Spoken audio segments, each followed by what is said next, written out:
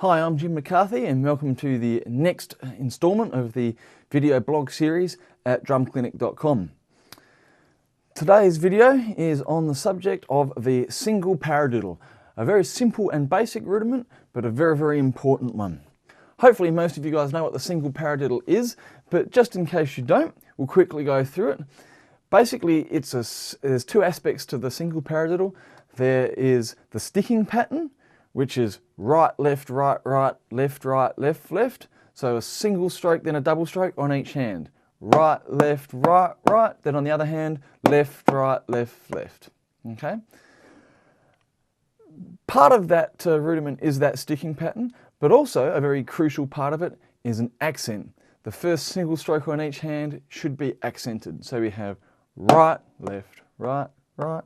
Then on the other hand, left, right, left, left. And you can hear the accent there and on there. One for every four notes. Right, left, right, right, left, right, left, left, right, left, right, right, left, right, left, left. Okay? So that's your single paradiddle. Many drummers learn the single paradiddle without the accent. Okay, so they learn the sticking pattern, but never really put the accent into it. Now that certainly has its uses, particularly on the drum kit. Any sticking pattern you learn can be used in various ways, and you know, the limit is your imagination only. However, the really important part is the accent. Okay, so you really should, if you're a rudimental drummer, without any question, be playing the single paradiddle with an accent and practicing it with the accent. One of the important reasons for this is the whole reason that sticking pattern exists is because of the accent. Okay? It's an important statement. Let me explain why I say that. Imagine that all you had to play was a group of four notes with an accent on the front. 1, 2, 3, 4. Okay, let's discount the sticking pattern for a moment. Now, if we want to play that really fast, the obvious thing to do is to use double strokes. We all know that we can play double strokes faster than single strokes, okay, because we're using a natural rebound in the action of the double stroke. So double strokes, much faster.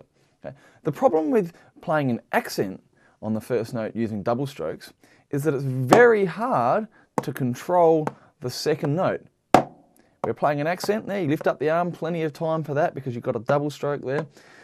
But when you play that downwards motion for the accent, you then straight away have to play another soft note. It's very hard to play that accent and then control the rebound enough to hold that second note down. Invariably what happens when you start speeding this up is you end up with two accents, like so. Or maybe an accent then half an accent.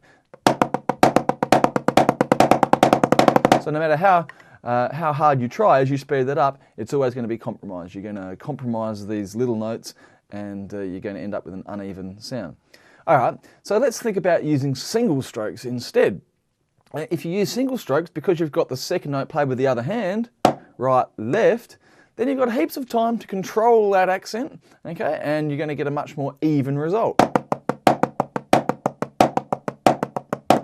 Okay, you've got heaps of time to get those little notes down there. The problem, of course, is with single strokes, that is they're essentially a lot slower.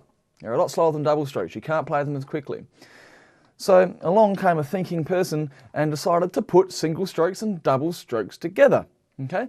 The first part where you've got the accent is single strokes, so you've got the other note with the other hand straight away. You've got time to control that accent. Okay? But then you've got the double stroke, which gives you a little bit of a rest and starts utilising that more natural rebounding double stroke action, and that's going to mean that overall you can play the thing a lot faster.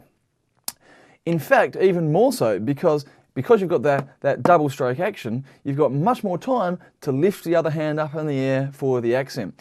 That upwards motion, that lifting of the stick, is what always takes the time. That's the slowest part of any rudiment. That's the bit that determines the limit of the speed you can play any rudiment at. That's the bit where you're fighting gravity to get the stick up in the air. It's the slowest part of any rudiment. But now we've got the accent, and then you've got two notes with the other hand, plenty of time to get that stick up in the air. Okay, you can see I can even lift it quite slowly if I wanted to. I've got heaps of time to lift that stick up in the air, but also time to control the accent. So that's the reason for the sticking pattern, is because the accent is in that first note of every group of four. Alright, so now that we've looked at what the single paradiddle is and why it is, let's look at the best way to play it.